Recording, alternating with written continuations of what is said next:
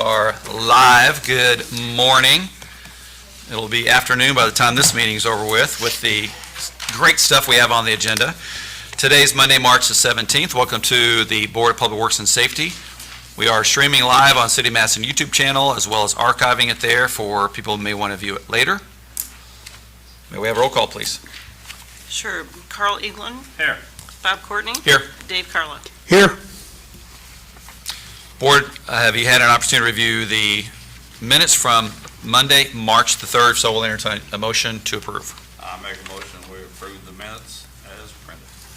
I'll second Carl's motion. Any discussion? All in favor, please say aye. Aye. Aye. Any opposed? Moving on to claims. Mayor had an opportunity to review the claims. Everything appears to be in order. I'll make a motion that the general claims and the payroll claims both be approved as submitted. I'll second David's motion. Any discussion? Hearing none. All in favor, please say aye. Aye. Any opposed? Thank you. Okay, moving on. Brian, we have one adjustment for 708 West 4th Street. Yep, we've got Josh Jaquiz here to discuss that. Come on, Josh. They had a leak under the house that they had to get. Good morning, Josh. Good morning. Thanks for being here today. Going through a process, I see what we have in front of us is a water sewer adjustment request in the amount of, looking for the amount, Brian. $2,533.31. It's at the bottom of the page. Oh, I'm sorry, I was looking at the letter. Yep, $2,533.31. What's the problem, sir? When we took over the property, found out there was a water leak going on under the home, fixed it with parts we had at the office. And all the water is the main water line going into the house that runs under the trailer, so it just all seeped into the ground. We fixed that, so it's all good now. Yeah, Brian, have you reviewed this and making a recommendation to approve Yes, sir. the adjustment? Yes, sir. One question I have, who's the manager there, because the letter's not signed? I'm the manager.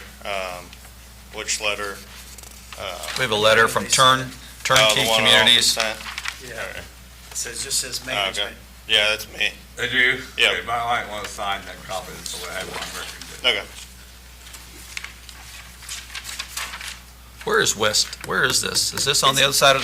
It's the John old Tom Paul? DeVee properties. Oh, on He the sold inside. all those John Paul. properties. At the Yes, end of Okay. John Paul Park. Yeah. correct. Okay, gotcha. That's who you bought it from, right? Okay. Yeah, we bought it in January of last year.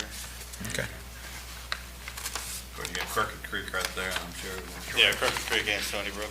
I'll move that we approve the proposed adjustment in the amount of $2,533.31. I'll second. Any discussion, comments, or questions? Hearing none, all in favor, please say aye. Aye. Any opposed? Thank you. Thank you for being here. Brian, can you get him to sign one of those? Or can you sign? Under new business, we have Chief Scudder here with a couple of recommendations. Oh, yes. Well, Sorry, that Brian. thing I have tabled later, it's still going to stay tabled. I just wanted to let you know. So we'll keep on the table the certificate of substantial completion for Division B? Correct. Okay, thank you, Brian. Anything else, Brian? No, that's it. All right. Thanks.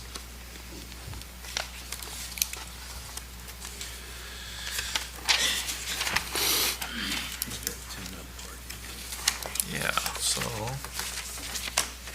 Morning. good morning. First thing, we've had a request for a 10-minute parking space at 108 East Main. It's the golf simulator owned by Aaron Ayler. They have a lot of people that have golf bags that want to drop them off before they go park, so they don't have to park in public parking and carry them. I don't see any objections to parking there. There's also the Chinese restaurants right there too that does a lot of takeout, so I think it might benefit them as well. People can use it for picking up food. So, Where's the proposed 10-minute parking space going to be? I think we can make it the first one off the yellow right here. Okay.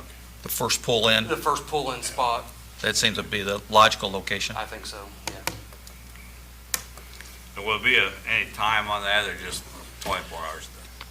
I think 24 hours. I was going to ask this exact same question. It seems like, I mean, they're not all operating 24 hours a day. What do our other 10 or 15-minute parking signs say? I don't think that there's any time restrictions on any of them that I'm aware of. But What are the do you know what the I don't business know what the hours? business hours, I know that Hong Kong Kitchen's up until 5 to 10 till p.m. 10, probably 10 p.m. most nights. The golf simulator is 5 p.m. to 10 p.m. So we can do it between 5 and 10 or 4 and 10, whatever you guys think is appropriate. I mean, it wouldn't bother me to go like 4 o'clock to midnight. I mean, we could probably do it all day. I mean, is it, not put a time limit on it at all? Might I'm be the good best- with that. Might be the best thing because Because it's still got pickup. you still have the restaurant there, and this is I'm- more about, not just about the golf simulator, Right. but trying to accommodate everybody who might be doing business there and dropping off or picking something up. There's always something going on there, whether it's a contractor or somebody of that Yeah. nature. I'm good in leaving it 24 hours. Just leave it a day. open-ended? Yeah. Seems like that corner right there, we have a problem with people parking in front of the fire hydrant. Yep. All the There's time. actually, All the time, yes. All One the there time. right now, parked on the yellow. And I think, This might relieve some of that. I know I've written tickets there myself for people. I would, give them a couple minutes to go in and get their food, but I'd circle the block a few times, and if they were still there, I'd stop and write them a ticket for parking on the yellow. But I think this might alleviate some of that, so. I'll make a motion that we approve the 10-minute parking place at 108 East Main Street. I'll second Carl's motion. Any additional discussion? I will ask Joe if we need a resolution for this, and if so, we'll come back and sign it at the next meeting. Okay. Just to properly document it. Any comments or questions? Hearing none, all in favor, please say aye. Aye. Any opposed? Thank you. Thanks, Chief. Yep. Next topic, shooting range recommendations. Yes, sir. I think you all have the letter in front of you that I wrote. I'm not going to sit here and read the entire thing unless you want me to, but Start with maybe a little history and the recommendation. so that range was put in the 1950s, from what I've been able to gather from some of the old timers. There was nothing. Carl? When was that, Yeah, when was that range David put and in? I, we both, we were there. But when that range was put in, there was nothing. Miles Ridge subdivision wasn't there. Frank's Drive subdivision was not there. Hannah Ivy Drive Tech- wasn't there. Hannah Drive wasn't there. Ivy Tech. The city College. landfill was there. and that was Right, part of so it, yeah. when they built that, it was the only thing they had to worry about was shooting into the landfill. That's right. Kill a rat. They raised the berm, I think in the late 90s, a small amount, but it's still not adequate to protect the businesses and residences that are up there. We've had recently a stray round into the animal shelter, and then also a stray round into a residence back in Miles Ridge. I went up to look at that house in Miles Ridge, and about 3 feet from the bullet hole was kids' toys. Yeah, and I like the map that you put in that shows the trajectory Yeah. of the range. If Minnie wants to scroll to that. What are we looking at there, Chief? The arrow going, or the line going down to the left is the animal shelter. The starting point is the firing line at the range. Okay, at the top? And then the line at the right is the approximate location of the round that went into Miles Ridge. I was told about the one in Miles Ridge. I wasn't convinced that it was from our range until I pulled the map up and drew a line over. What caliber of weapons are they firing at the range? Majority of what we shoot is handguns, either 9mm or 45 caliber, which both have a significant distance that they can travel. And that there's also a lot of rifles being shot up there now, which was, when that range was put in, law enforcement didn't carry rifles. We had shotguns and revolvers. So they have long guns in there, and Yep. is there any SOP relative to restrictions or standards of operation at the firing range? We have never had an SOP on that. That's something that we were looking at with Lexipol as we move that direction, but if we make a move to close the range, I don't think we'll need a policy, since we won't be operating it any longer. So included in the material we have today is the trajectory. Yep. We can clearly see you're aiming towards housing and other other human activity there along Hannah Drive. What else has been presented? I have a letter of support from Dr. Harson, Chancellor at Ivy Tech campus. They located right next to the range. For probably 2 years now, I've been communicating with their HR up there anytime we use the range so that they can pass that information to the students so that they're not concerned. And that's another issue is if there was a legitimate threat at Ivy Tech, I think they're so desensitized to the shooting that they wouldn't know that it's an actual threat. They hear gunshots a They hear lot. gunshots all And the there time. currently are no restrictions on activity. I know that It's- that is a place where there's It's law enforcement use only, law but enforcement use only, yes. but no other restrictions than that. And right now, it's year-round at the leisure of any law enforcement of any agency? Yes, Good. we have MPD, the Sheriff's Department, Excise, Indiana State Police, they all use the range. Oh, I'm sorry. Thought my mic was on. You always yell at us. Look at Dang, you go. I know. I'll leave it on. Yes, so there are several agencies that use the range currently, but most of those agencies have alternate sites that they can use. The State Police, Excise, they all have different places. It's just convenient for them to use this one when they need to. And you want to talk about, I guess, that consensus building process, because this is a safety issue first and foremost, but we also have to manage the certifications that are required, and maybe discuss on that, talk about that just a little bit. So we had a meeting with the mayor, Commissioner Little, and Sheriff Flint a couple weeks ago and discussed the possibility of closing the range. We were all in agreement that it was a safety concern and we needed to identify an alternate. We discussed the training. We would like to move to shut the range down about May 1st. That would give us time to get our 2025 mandated training done, and then give us until next year to identify an alternate spot. So. But yeah, we have mandated training. I think it's 4 hours that we do every year in firearms, but we can get that wrapped up before May 1st for this year. So the plan is to get the 2025 certifications finished, Yes, and then shut it down relative to no activity on it. yes, And if we get in over the course of the next 12 months, our discussions with the Right. commissioner and the sheriff was work on an alternative location to Yep. build a new firing range. right. And if we don't get something identified by this time next year, I would like to have a stipulation built into where we can open it for a short period. You'll come back to us and say, Yes. okay, that's not finalized yet. We need a range of time in order to get 2 our weeks get or our something. certifications. Yep, And then, in the meantime, there are other public shooting ranges that we're going to ask our officers to go to so they can continue with their firearms yes. skills. There's one in Switzerland County, there's one in Jennings County, and then there's one in Scott County that I'm trying to get in touch with people over there. That's between here and Scottsburg, I think would maybe the most feasible or closest, so. You know, I know we were talking about the trajectory there, but, you know, what hasn't been discussed is we have employees also at that location, and then we have at the transfer station, because that's where the firing range is, and then we also have tremendous amount of public traffic coming in and out of the transfer station We and, do. and the compost yard. So there's a lot of potential ricochet issues with people there. It's a busy area. I don't think it's suitable. It's not the 1950s anymore.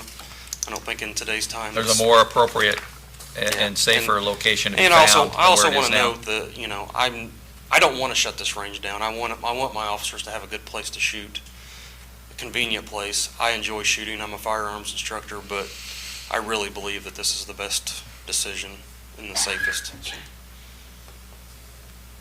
I mean, I would think that between Madison and Jefferson County, all the property that is owned, it's not gonna be hard to find a suitable location. Yeah, I think we can identify something Yeah. and hopefully get it built and in place before this time next year, but Well, and sometimes what we need is a catalyst to actually get it done. Yeah. And create the plan. But we also have options. I mean, I think the safety elements of this far outweigh the inconvenience for a short period of time. Hopefully, the public understands that too. I've seen some social media activity about it, and no one's talking about the safety elements, unfortunately. Yeah, if it was, if they had a bullet in the side of their house, I think they would Feel have a differently. different view of it. Different motivation, isn't it? Yes. I'll make a motion, we approve the closing of the shooting range with the schedule that the chief has laid out. I'll second that. We'll open it up to comments or questions and discussion. Any additional discussion? Any comments or questions? Hearing none, all in favor, please say aye. Aye. Any opposed? Thank you, Chief. Thank you all. Thanks, Chief. All right, let's move on to resolutions. Joe is not here today. Shirley, I'm happy to read, or you can read Go right ahead. proposed resolutions. I'm too old to read, the team told me that. Or Shirley, if you want to, it's so up to you. Sure. Oh, I'm totally talking to me. Nope. Sorry. Your name Shirley? Oh, it's okay. Surely. Don't call me Shirley. Don't call me Shirley.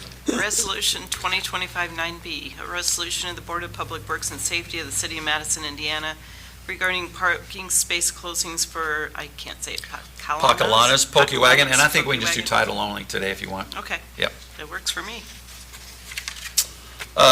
Chuck, you're here? Yeah.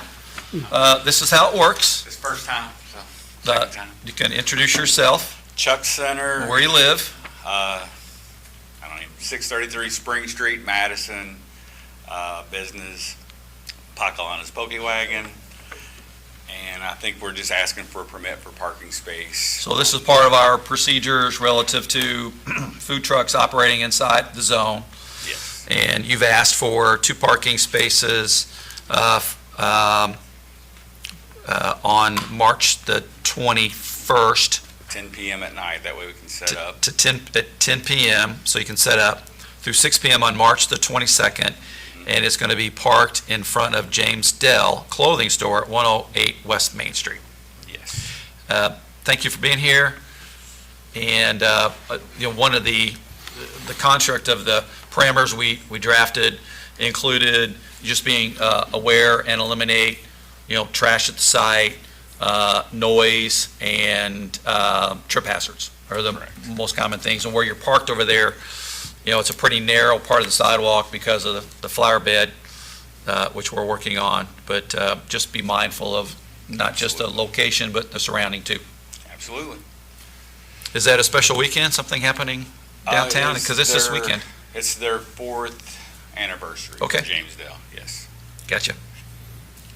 I'll make a motion to approve resolution 2025-9B. I'll second Carl's motion. Any comments or questions? Discussion? Hearing none, all in favor, please say aye. Aye. Aye. Any opposed? Thank you. Chuck, thank you very much. Thank you, guys. See you this weekend. Ready for the next? Yes. Okay, Resolution 2025-10B, a resolution of the Board of Public Works and Safety of the City of Madison, Indiana regarding street closings for the Life Choices Clinic Walk for Life. Good morning. Good morning, Council. Uh, My name's Lisa Perry. Yep. I'm the Executive Director of Life Choices Clinic at 220 Clifty Drive, Suite H. And I'm here to request closures for our annual walk. The Parks Department told me this year that we may not be able to use J.C. Park. So when I got that information through filling out the forms, we did switch our start point to Heritage Trail start with the approval of Bob Green. So we'd like to just close the street all the way down to the Fairfield Inn at St. Michael's and stop there, allowing traffic to come down St. Michael's and be able to use Vaughn Drive under the bridge. So it's a little different than what we've done before, but the same timing. We close the road for about an hour. Okay. I know Tony Steinhardt was in here a minute ago. We're going to be starting construction on that park, Correct. but I don't think it's going to happen that soon. So When I got that information, I went ahead and talked to Bob Green, and then we published, we Oh, you did? printed Okay, so our you're fine with stuff, it? so we're Tony, okay with it. We were just talking about the timing of Yeah, when we're going to close Welch Park for the reconstruction, and we have an event that Lisa's made other arrangements for, but May 3rd, so I mean, Yes, at this point, we hope to receive bids in the month of May and not close officially Welch Park until after Regatta. Regatta. Yes. So Okay. you should be thank fine. you. So look- We're gonna go ahead and just alter that, knowing that since that park will be altered in the future, Heritage Trail might be our best originating start from now on anyways. I'm more than happy to share with you plans. Okay, thank you. So, yeah, it'll take you think about a year? Yeah. A year on the reconstruction, so May of 2026 should be closing in on it. Our Okay. Parks Board President, Carla's here as well. But you've already made other arrangements, and We and have. that's fine. Yes. The route is fine, but we've had lots of conversations about our event safety plan, and I think Yes. you've probably already submitted your event safety plan. I have. There's a lot of streets along there Correct. that will need to be closed. We may end up coming back with you as we are finalizing what our specific provisions are going to be with regards to making sure that there would be no vehicular intrusion, Yes, and that's just a lot of streets to close. right. So we may come back to you as the event organizer and share what those new requirements are, but they're still in the works. Okay. I did know about that. Last year, we bolstered that security on those street closures to add 2 people to each blockade, and that did make a difference. People didn't try to eke by the. Yep. Good. So that was helpful and did work well. We had no incidents last year when we did that. So that will be our plan, is to put 2 people and maybe even their vehicles across the road, just to make another obstacle as we do that walk. Great. How many people are you expecting, Lisa? We usually have 250 to 300 people. Okay. And the timing is 8 to noon, because you'll be doing some setup probably. Yes. And what year is this in your event? How many years have you done this? It is number 18, I believe. 18? Yeah. Wow. Well, Yeah, congratulations on thank you. the sustainability of that, and thank Thank you for doing that and bringing Yes, yes. attention to this. Thank you very much. You're welcome. Board, any questions for Lisa? I'll make a motion that we approve Resolution 2025-10B. Second David's motion. Any additional discussion or comments or questions? Hearing none, all in favor, please say aye. Aye. Aye. Any opposed? Lisa, thank you. Good luck. Thank you. Okay, 2025-11B, a resolution of the Board of Public Works and Safety of the City of Madison, Indiana, regarding street closings for the Molly DeTillo 5K run/walk. Anyone here representing Molly DeTillo 5K run?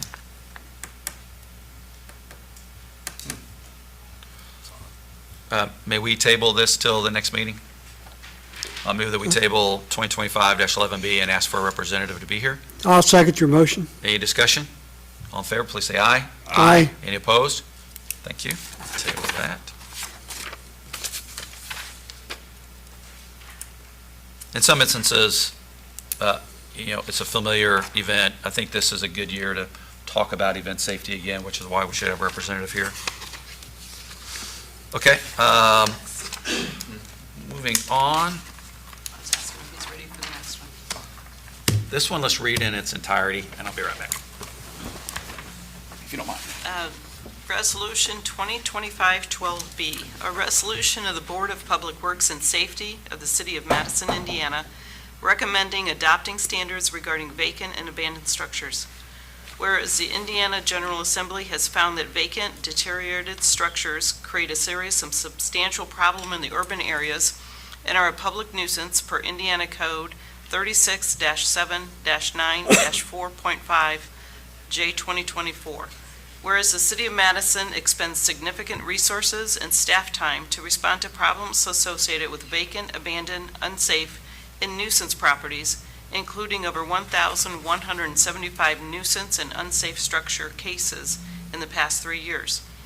Whereas owners of vacant and/or abandoned structures should be held accountable for the physical condition of their buildings.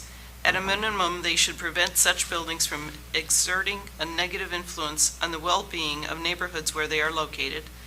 And whereas it has been recommended that the requirements for the registration and abatement of vacant and abandoned structures in the city of Madison be codified and known as the Registration and Abatement of Vacant and Abandoned Structures Ordinance of the city of Madison, Indiana. This ordinance should be construed liberally to affect its purpose and intent. Now therefore be it resolved by the Board of Public Works and Safety of the city of Madison, Indiana, that the creation of, quote, the Registration and Abatement of Vacant and Abandoned Structures Ordinance, unquote, as outlined in Exhibit A attached hereto, is approved and hereby recommended for passage by the Common Council of the city of Madison, Indiana, adopted the 17th day of March 2025. I'm going to invite Nicole up, and we have a brief presentation. I'll kind of give an opening remark here. As you know, over the course of the last 4 years, we've been very, what I think, aggressive in promoting historic preservation as well as eliminating blight. Through our PACE program, we have generated millions of dollars of investment for historic preservation. We expanded the PACE program to include blight elimination and preservation on the hilltop. A few years ago, we started the code enforcement office, and inside building planning and design with our building inspector, our code enforcement officer, over the course of the last 3 years, we have managed almost 1,200, so that's 1,175 cases of nuisance and unsafe buildings. So today, we're asking the Board of Public Works to support a resolution asking City Council tomorrow night to begin the ordinance process and adopt the standards regarding vacant and abandoned structures. We have a chronic vacant and abandoned structure problem in the city, which we have abated dozens of properties that fit this definition, but we lack the policies to actually work more collaboratively and incentivize property owners to abate those vacant and abandoned structures. So the purpose of this ordinance is to establish a process as well as the policy, and to work hand in hand with our unsafe structures law, our nuisance laws, and the state's law for abandoned, a state statute for abandoned vacant structures. So we'll walk through this quickly with you, but I think the first slide says it all, which is making the heart of your town more beautiful will positively impact every other facet of your community. And now I'll turn it over to Nicole. Thank you, Mayor. We're going to start with just a couple of definitions outlined in the ordinance. The first one being what is an abandoned structure. So in this ordinance, buildings that are vacant and are not used for their intended purpose for at least 6 months and meet certain conditions are going to be considered abandoned.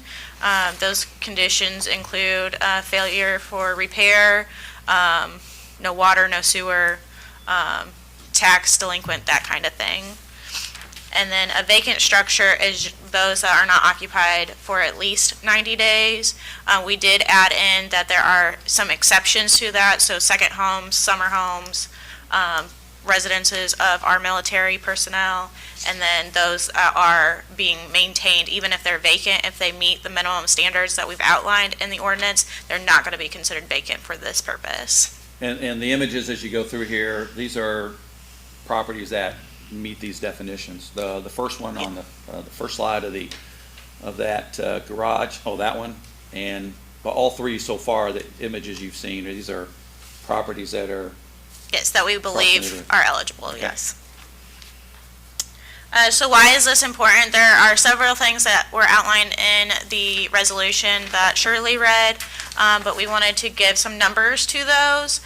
So since 2023, the city has opened 181 unsafe building cases. We've reviewed a number of those, so that number is less currently that's open. But really, vacant structures that are dilapidated could become unsafe, requiring extensive city personnel and time and resources to review those. Since 2022, the city has issued 188 nuisance violations just for unclean premises. So vacant structures attract vermin and criminals, and unfortunately can also attract children, which is unsafe. Since 2022, the city has issued 175 nuisance violations just related to trash. We've seen that a lot of these are vacant structures because they invite dumping by the people around them or within the community. And the last number I have for you, since 2022, the city has issued 42 nuisance violations just for neglected properties. This is part of our 1,175 total nuisance cases over the last 3 years. So we really believe that vacant and deteriorated structures do contribute to the blight in our community.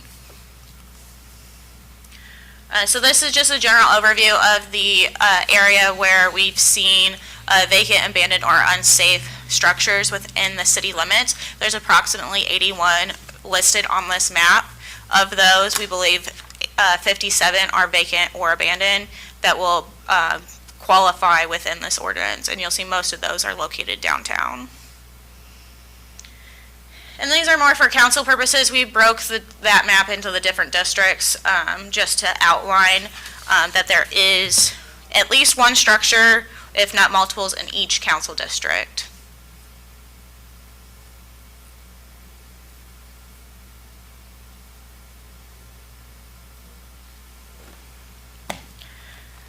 So to make the process clear, I put together this kind of flow chart of the steps of the ordinance. So really, it starts with us either determining that a building is vacant or abandoned, and we'll send out those notifications to those owners.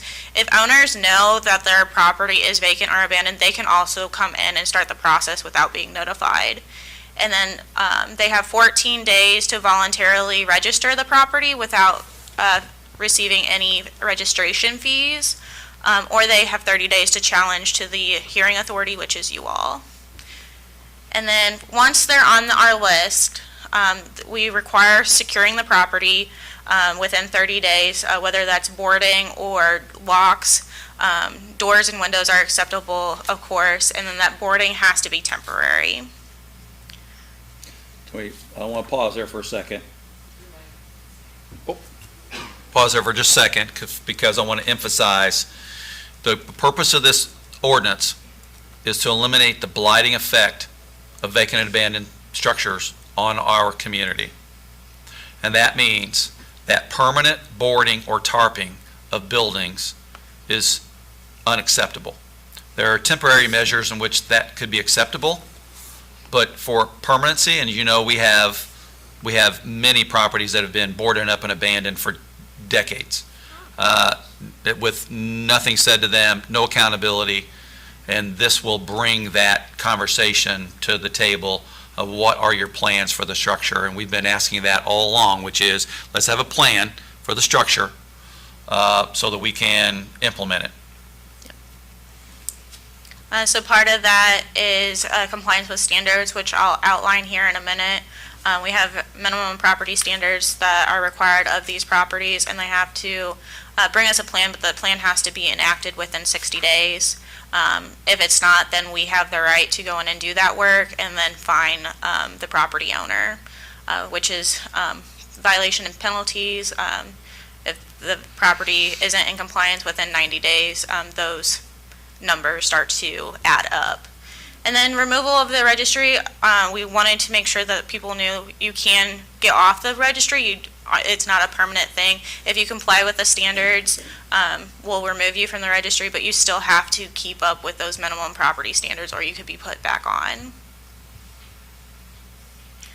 So I just wanted to outline who's responsible in the ordinance. So the ordinance refers to an enforcement authority. That is going to be the Office of Planning, Preservation, and Design, primarily Dewey, our code enforcement officer, and Brian, our building inspector. And then the hearing authority is going to be the Board of Public Works and Safety. So if somebody wants to appeal a decision we make, they're going to come to you and do it in a public forum. So these are the standards of that ordinance. Basically, it has to be secure from unlawful entry. That includes locks or boarding, as I mentioned previously. The property has to be maintained in accordance with our nuisance ordinance, our streets and sidewalk ordinance. So basically, free of trash, grass mowed, your sidewalks have to be kept up with the snow removal. And this also includes accessory structures, so garages and that kind of thing have to be maintained. They can't become unsound or unsafe. Next one. And then this is probably the one that's going to apply to most buildings. The exterior surfaces have to be maintained in good condition. They can't have any holes, breaks, or loose or rotting materials. The exterior surfaces have to be weatherproofed, whether it's paint, roof material, siding, that kind of thing. The roofing also cannot be tarping or that kind of thing. It has to be an actual roofing material.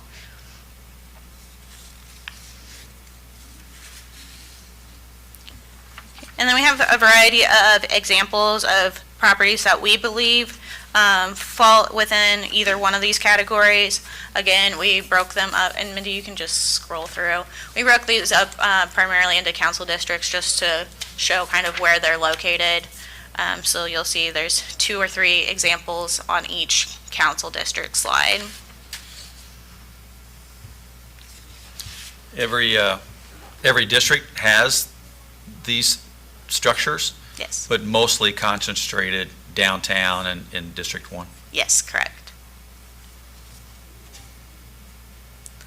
So we wanted to highlight the real reason and why we're going after these buildings and show great examples like the cotton mill. It's stood vacant for decades in this condition where they tried to cover the windows. Well, they removed the windows. Yeah, were unsuccessful, so that led to buzzards living in there and deteriorated the floors even more Yeah, than when the windows were installed. Again, they removed all of the windows. Yeah. And then essentially used a visqueen-type material that obviously was not weatherproofing the building and made the building even worse. Yes, but look at it now. Of course, we all know these buildings that the hospital owned on Mulberry Street.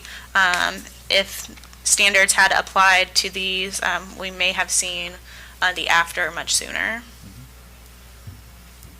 This is another good example. This is one that was devastated by fire. We do have a caveat in the ordinance that they can be exempt from the requirements of the ordinance for a certain time period.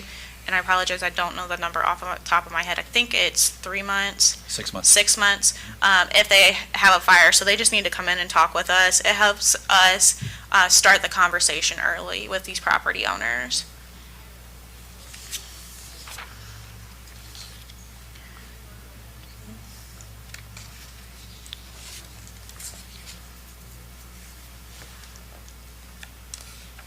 Some great examples. Yeah. Transforming the properties with investors. Yep. Another one. So I'm happy to answer questions that the board or the public may have. Yeah. Board, any questions for Nicole on Resolution 2025-12B? If approved, when will this go into effect? Bob? Immediately. Okay. That's the way most of our ordinances are. There's no reason to wait here, and there's a lot of time frames for property owners to comply with the registration. And then, the most important thing here is a dialogue with the owner, a plan, a timetable, and there are provisions in the ordinance that if the owner doesn't do the minimum, minimum standards for maintenance, the city can elect to do that.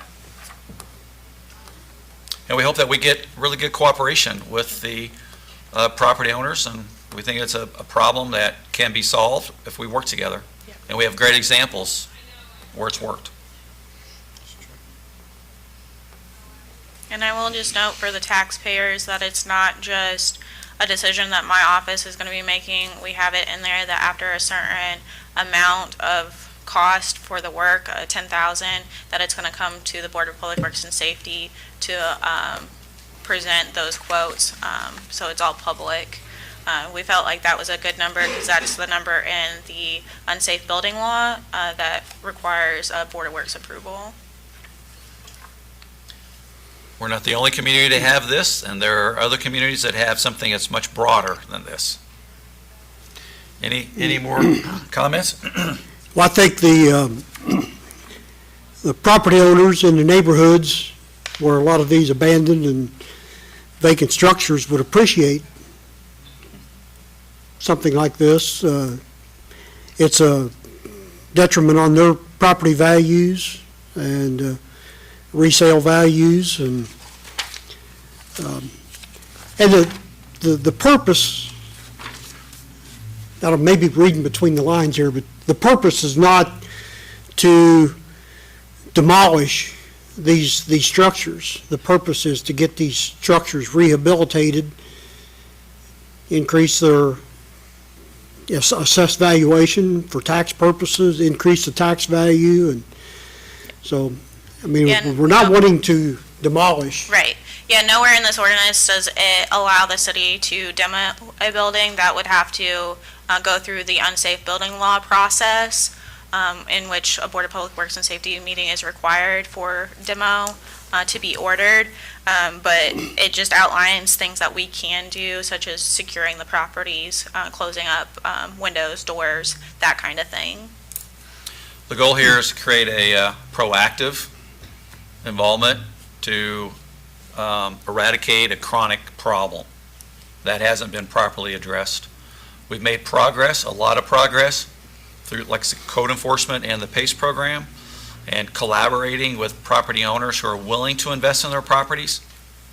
This will give us another opportunity to have dialogue with those who have yet to make investments in their properties, but should be. Yeah, and I will just state again that buildings that are occupied do not fall under this ordinance, and those that are maintained, even if they're vacant, if they're maintained to our minimum standards, do also not fall within this ordinance as long as they keep up with those maintenance. Right. And I think the importance of that statement is a property owner doesn't have to incur a registration fee, and a property owner doesn't have to incur a penalty for leaving their property vacant. Correct. It's just that now we have guardrails about when a registration fee would apply and when a penalty would apply, and it's all within the property owner's control, mostly. Correct. Yes. Well, point of order. Sorry. Yeah, that's all right. I thought she opened her question. Not yet. Board, any other discussion? I think it's pretty obvious. I've had a lot of people comment about the success the last few years driving and walking around throughout downtown and looking at some of these examples of the success in these some of these neighborhoods. Just people are really excited and pleased how some of these renovated properties have been put back into useful existence. So Creates more housing it's- supply, yeah, of course. And with the PACE program, I mean, that's such a nice way to start, using someone Yeah. else's money. And there has to be a lot of motivation Yes. towards. Now I'll open up to comments or questions from the floor. Please come to the podium. Name and address, please.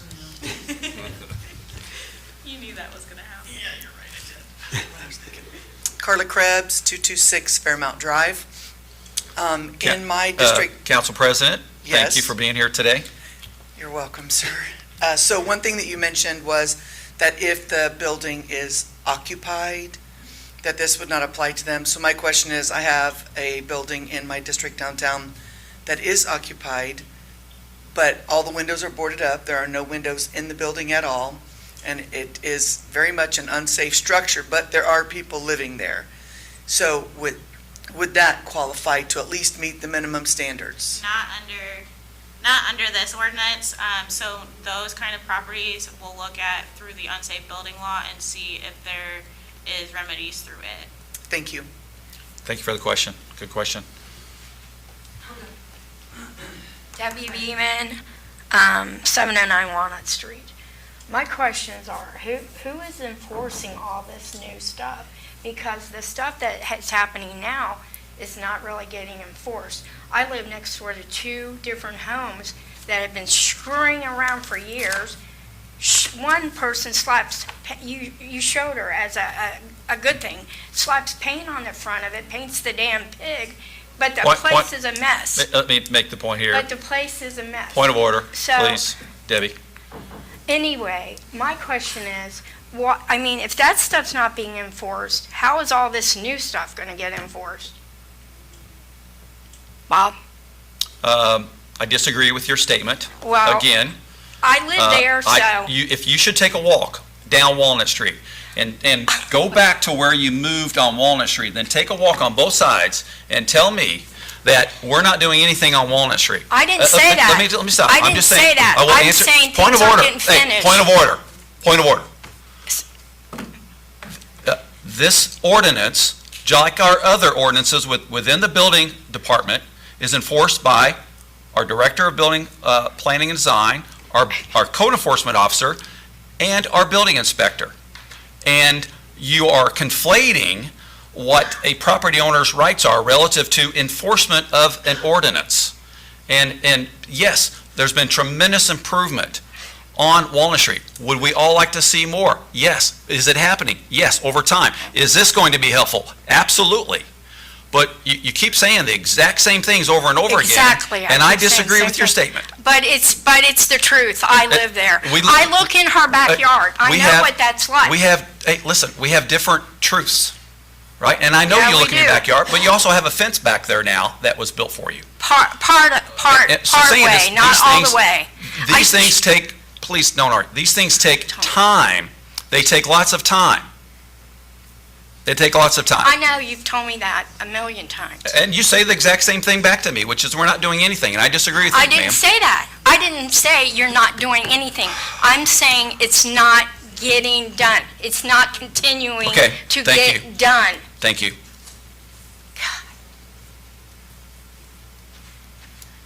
Lisa Ferguson, 718 East Second. We all think this is a great thing because we have a blighted house on Earth Street.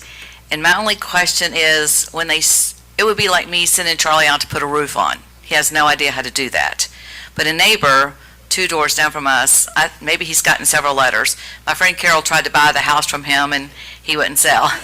But he's been over there the last couple of weeks kind of roofing and putting gutters up, and like I said, it'd be like Charlie going out there and doing it. So who follows up to say, hey, you got a letter and hey, you're doing something, but you're not doing proper work? Like, do we have list or something you have to use to get it done the right way? Because if he decides to sell it in 15 years, I mean, he's 65, so whatever, he's going to buy a property that he's just, You're raising an even different issue, and I'll let Nicole or our building inspector respond to that.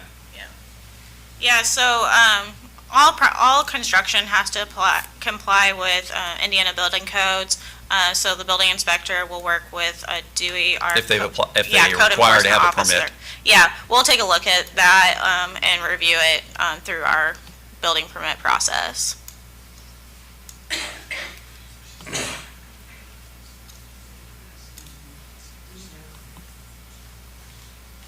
Hi, Jan Vatry, 701 East 2nd Street. I'm curious how this would have helped with the cotton mill. What would have been the city's way to get the cotton mill done? Because obviously, this was something that took a long time. Well, it sat for a long time. Yes, but, I mean, what would this ordinance have done What- differently? This That's would the have question. required the registration, and it would have required a plan, and it would have required and assessed penalties if it wasn't done quickly. And it also creates the dialogue, but what happened with the cotton mill is it sat there for decades, blighting that whole riverfront. And then it got worse because they were allowed to remove windows, which created an even greater blighting effect.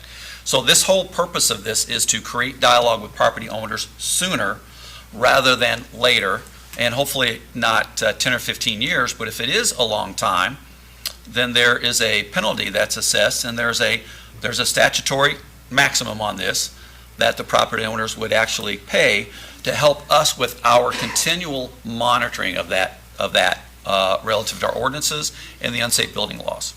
So it would have helped. Okay, so, I mean, and I don't think your point is it wouldn't have helped. no, I'm just, Yeah. I want to know how it would have Yeah. helped, because I obviously It was would've- involved with yeah. a lot of those discussions. I was sued by the city for the fact that the Elks building took too long. I mean, there was a lot of effort by the city to demolish buildings. So I'm glad to hear that this isn't a new way to demolish more buildings. I can't speak for the administrations. I know that there wasn't an intentional effort to demolish buildings that I'm aware of, having lived here my entire life, but there was also concern about unsafe structures that had to be addressed. Yeah, there was Yeah. a lot of push to demolish. Fortunately, Mr. Carlo helped save that, but yeah, we went through, and we have demolished quite a few buildings in your administration too, so. The city of Madison's never ordered a single demolition, except for the uninhabitable trailers that the board ordered be removed at Moody Park. Now, are there demolition permits that have been granted because a structure was not preserved, let down by our preservation community in many instances, got to a point where it could not be saved? Yes. Yes. Anyway, I'm glad to know that this isn't just a new tool to demolish more historic structures. Thank you. Yeah. Jan, I assume you're probably referring to the Elks building, and those situations are unique. I mean, Yes. Yes, they take a lot of they take a lot of time, they take a lot of energy, a lot of effort Yes, that's to why, rehab those, the cotton mill. I mean, those are huge projects. yes, the Tower Tack Factory as well. Yeah, All three of those were ones that the preservation community worked at. We have a thing in preservation called mothballing, so And I I don't think hope, you're doing it properly. Hmm? And I don't believe you're doing it properly. But I know there is I a can- thing called mothballing. yes, But sitting, waiting, and wishing isn't a strategy. that isn't what we do. We can disagree about that. Yeah. Okay, but anyway, I appreciate that you are trying to help the buildings survive, not just using this to demolish more buildings, so, thank you. Thank you. Jan, if you got a minute after the meeting, I'd like to have a word with you, if you've got time. Yeah, I'll make time. Okay, thank you.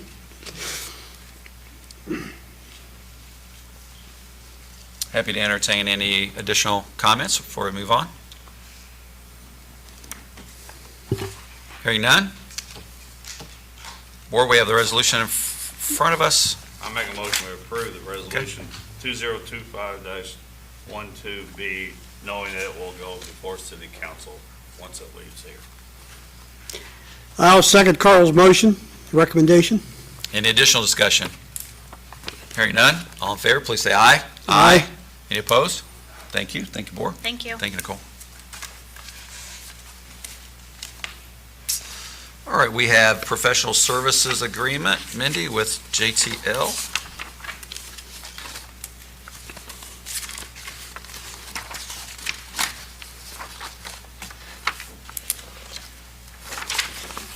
Good morning, Board.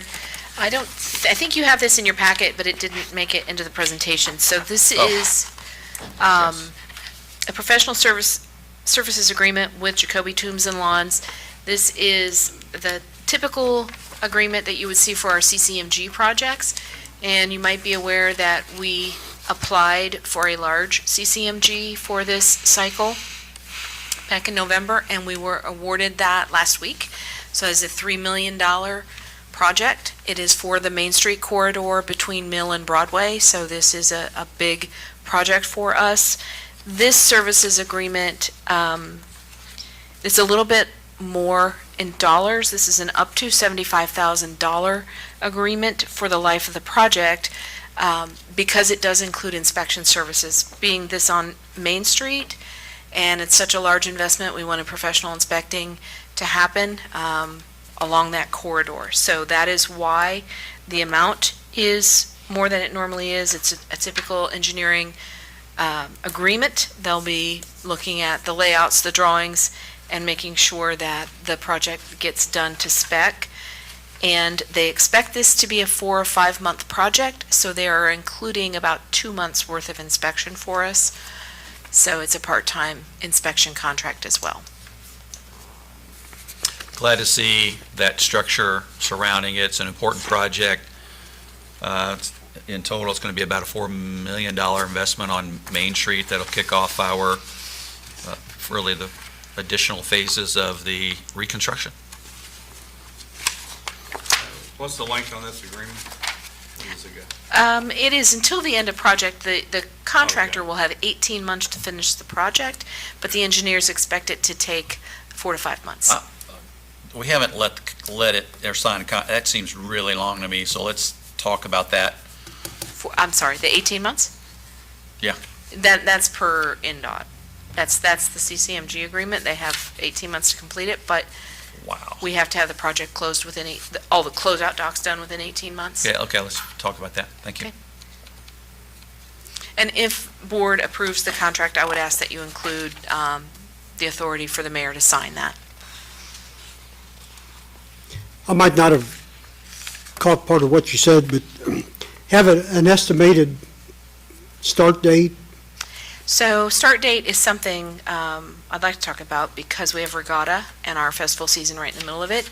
It does need to be a summerish project. Plants close late November, depending on what contractor we have, may close as early as mid-November. We definitely need to have pavement on before that, but we have documentation we have to take care of before we can even put it out to bid. Bids are being prepared right now. This is the first step, getting the engineers involved so that they can do the bid docs for us. Put it out to bid, it stays out to bid for 30 days. We can't really do anything until we get our documentation from NDOT, so it's probably going to be, earliest we could start, I think, if everything went perfectly, would be first part of June. But then the question becomes, do you want to start work before regatta?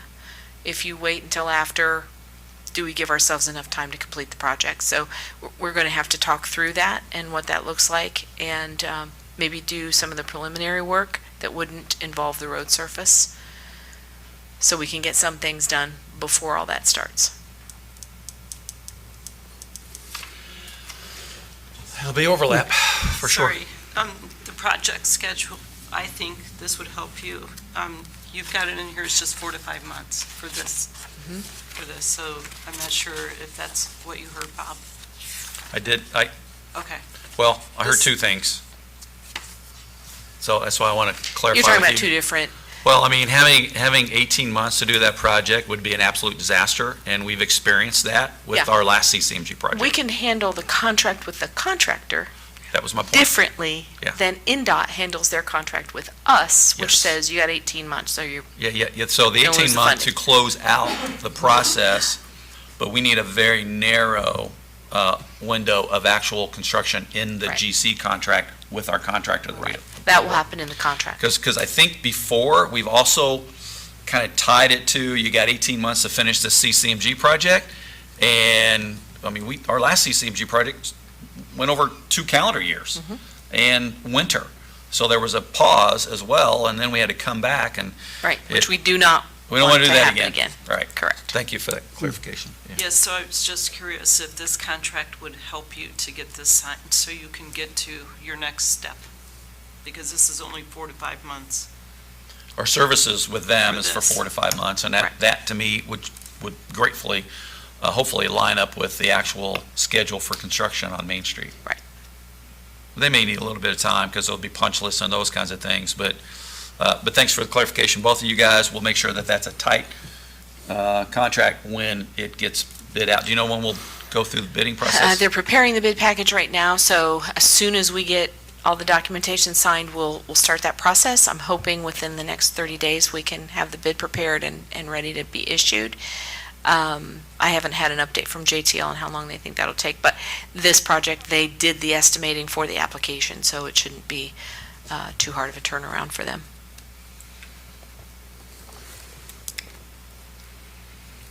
I make a motion, we enter into the professional services agreement with Jacoby Tunes and Wentz of New Albany, Indiana. I'll second Carl's motion. Any discussion, comments, or questions? Hearing none, all in favor, please say aye. Aye. Aye. Any opposed? Thank you. Thanks, Mike. Thank you, Board. Okay, Brett, we're moving on to, I think, the BYB Event Services. Good morning. afternoon. Or good afternoon, I should say. Excuse me. So I'm here with the contract for the BYB Event Services for the Harvest Festival. We've used them at least the past couple of years. And I think I took away one thing from last year.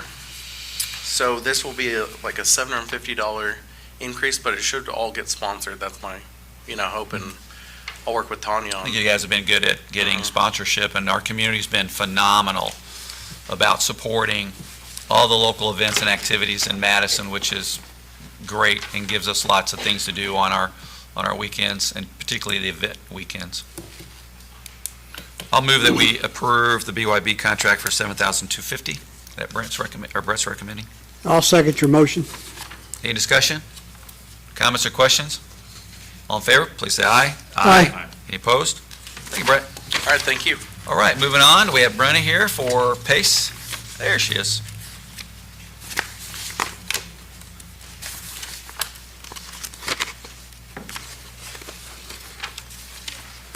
Hi, Brenna. Hi. So tee us up what we're about to see. So we have, let's see, 1, 2, 3, 4. We have 8 new applications, 1 amendment, and then 1 final. So is this second round? Yes. Round 2? Yes. Okay. And at completion of the meeting, we have just under $11,000 left for the 3rd round. So you might want to give an overview of what that means. Yes, so we have 25% of total funds that are eligible for use by everybody outside of the target area, which is the Walnut Corridor and Parkhurst. Is that right? Pinehurst. Pinehurst, up on the hill. And then the 75% of the total amount is only for those target areas, and then dilapidated and dangerous structures. So that we have more than $300,000 left Good. for that. So with our new applications, we have 1 West 6th Street. This is a rehab grant, so they're requesting $7,500. Their private investment is significant. It is $292,500. And they will be replacing historic brick as necessary, tuck pointing, scraping, painting. They're doing some window replacement, things like that.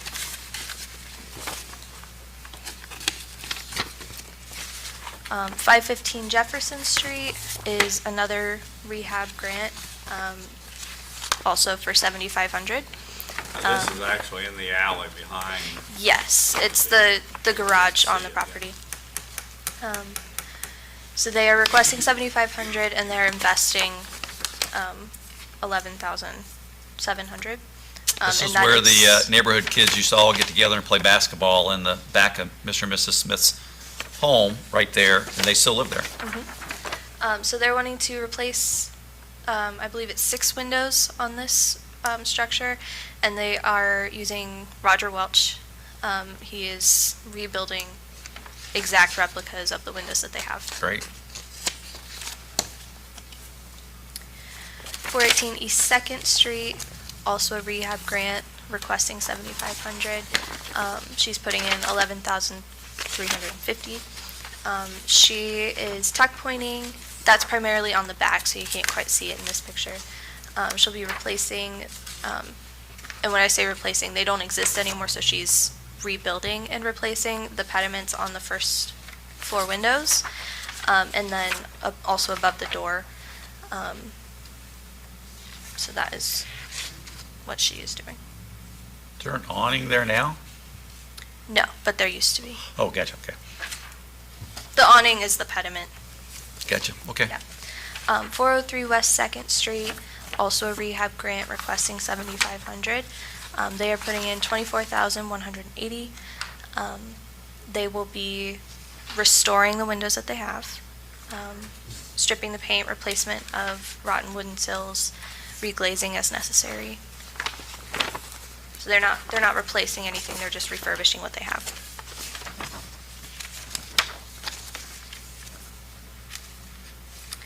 .311 East Street, also rehab grant, $7,500 requested. She's putting in $17,350. She's replacing the front door and the street-facing windows. She's also replacing the front steps, which are behind that car.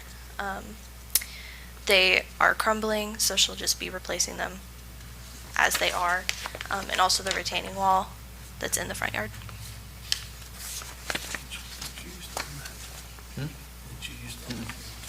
Not that one. Dan Hoffman used to live there. 135 East Main Street is a rehab grant for requesting $7,500. They're putting in $15,050, and they will be replacing the vinyl window that's on this side here with a wooden window. They'll be refurbishing the wood windows that they have, and repainting the metal cornice, and then scraping paint from the gray section on the front 1/3 of the east-facing wall. Are they gonna be repainting the side? They will not be. They said that they've repainted it multiple times. It just doesn't hold paint well. And they've had people request that they not do it because it's a popular photo spot for like bridal pictures. So I thought where's the scraping and painting of the metal cornice? Is that on the front facade? Yeah. That's metal. So the window that they're replacing is on the residential floors, but the paint scraping for the first 1/3 is on the ground floor. 917 West First is a rehab grant requesting $7,500. They are putting in significant personal investment with $117,360. They will. That whole neighborhood's really looking good. They'll be building a 20-foot by 20-foot addition on the rear, removing the vinyl siding and replacing it with LP Smart, and adding new aluminum gutters and shingles. It does go without saying that the new siding's going to be painted, doesn't it? I mean, rather than just it comes primed, but I mean, I don't think you mentioned painting here. Is that in the scope? I believe it is, but if not, we can make that It probably a is. I mean, stipulation. I'm stating, I think, the obvious, but sometimes that's the most clear way to. Yeah, I'm sorry.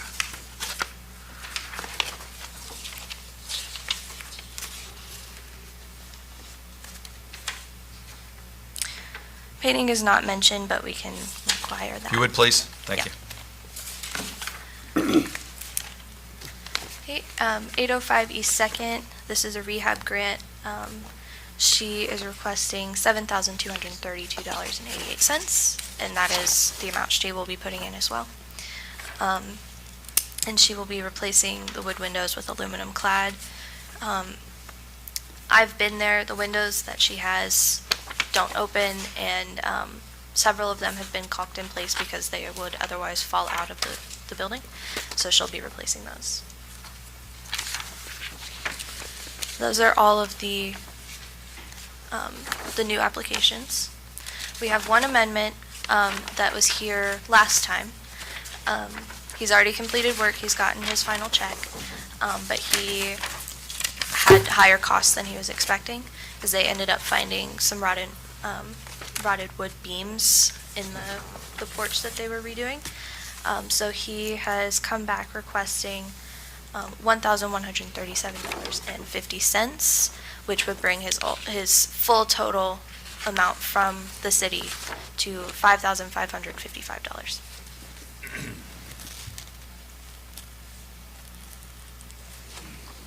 So relative to the 8 applications and the amendment, is that the final? Okay. Well, I'll move that we approve each application as presented, grant amount totaling, gotta get my glasses on here, $59,732.88 plus the $1,137.50 for the amendment to Mr. Heisey's application.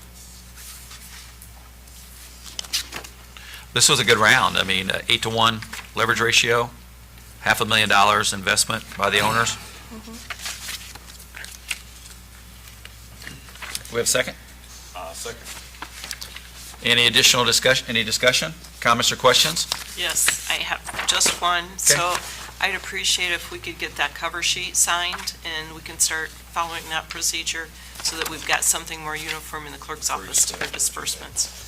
Oh, There's okay. a whole packet there. You're so bringing that to Brenna's us? got it. Okay. Yes, All right. Brenna's got it as well. Gotcha. Thank you. You're welcome. Hearing none, all in favor, please say aye. Aye. Any opposed? Thank you. Now we have one final with Jennifer. Yes, so, this is for, let me grab her thing. Jennifer Bates at 420 East 2nd Street. So this was a rehab grant. She did not get a midpoint. She is requesting the full disbursement of the $7,500. She replaced the windows, and it looks like she also painted. I'm not sure if that was necessarily included, but that has been done. Beautiful. Another great block. Approve the final request for 420 East 2nd. The reason I knew that, 'cause that's where I used to live. Is that right? All about the church bells used to wake me up every morning at 6 It's right across the street from the church. Great neighborhood. I'll second Bob's motion for the final, Jennifer. Any discussion, comments or questions? Hearing none, all in favor, please say aye. Aye. Aye. Any opposed? Thank you, Brenna. I have a request. That's a big house. Huh? Is it a I- big house? I've never been in it. I mean, it seems like every time we get these applications, it always comes up to paint. And paint is We the ask that finish. question a lot, don't we? Yes. Is there any way that the PACE committee could address that before it ever reaches our board? Yeah. Brenna. I mean, I think that first should be- Brenna first and foremost when she's looking at the applications, but yes, you're right. Yes. I think it should be addressed before it comes to us, because basically, I mean, once the PACE committee has approved it, then we kind of have to amend it in order to Get this add that. correctly. We've had And some it should be conflict. done, completed before it ever reaches us. So. We are looking at maybe updating the scoring sheets that we have for the PACE meetings to maybe include something for the facade. I try to advise people when they come in to apply that there should be a noticeable difference to the exterior. So I'm trying now to get that across, and the board is aware now, so they're And I taking spoke that to into the account PACE as well. committee at the last meeting, or the first meeting maybe, first quarter about it. And it's something on all of our radar, just to make sure that we are enhancing And again, I'll reiterate, if there's an opportunity to expand the scope to make the project better, that's also the conversation we should be having. Sometimes they'll come in with this, and you as the advisor will have you thought about this so that it is has a greater benefit to the neighborhood from a scope perspective. Yes, as it stands right now, Your point's valid though, Dave. We're not going to put you on the spot, right. you know, As it stands but right it now, should the be scoring sheet. addressed before it ever reaches our board for final approval, so. Right. Yeah, we're getting there. And as it stands right now, the scoring sheets do not include anything about paint or facade, so we're looking at adding that in. Thank you.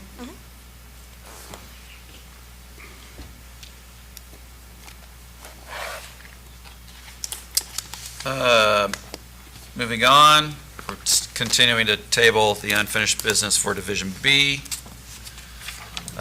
We had a lengthy meeting today, talked about a lot of substantive things. Nothing else to add.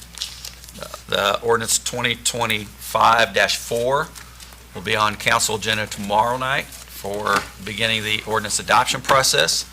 We'll also have an ordinance 2025-5, which is a clarification amendment to the ordinance governing golf carts in the city. And I think that's about it. We were fortunate enough not to have any truly severe weather over the weekend, although many communities were not as fortunate, so our prayers go out to those families and communities who are experiencing loss because of severe weather. We've certainly had enough of it throughout the course of the winter, and we're a couple of days away from spring, and happy St. Patrick's Day, everybody. And I'll stop there. Board, do you have any other remarks? And we'll turn it over to public comments. Any date on when the restrooms at the end of West Street and Bond will be open for Really good public? question. My building inspector here. It will take probably another month to get the remainder of the sinks and stalls that we've ordered in. So we're on the, relative to the comfort station on Main Street, we're making it a priority to keep those open, reopen them every weekend while we do work in there. They're much needed renovations, and the bathrooms at Bicentennial have not had any investment in them since they were probably built 15 years ago. And so we did move portable restroom and water station next to them, but I'll say it'll probably take at least another month to 6 weeks to finalize it, because it's a substantial rehabilitation on both structures, but much needed. Yep. Any other board comments? Any public comments before we adjourn? If anybody here would like to address the Board of Public Works and Safety? I'll make a motion, we adjourn. Next meeting is Monday, April 7th. I'll second Carl's motion. All in favor, please say aye. Aye. Aye. Any opposed? Thanks, everybody. Now for the signing. Let me run to the restroom. I'll be right back. Autograph time. Yeah, a lot of. Where's this at, Dave? Another hour. It's over on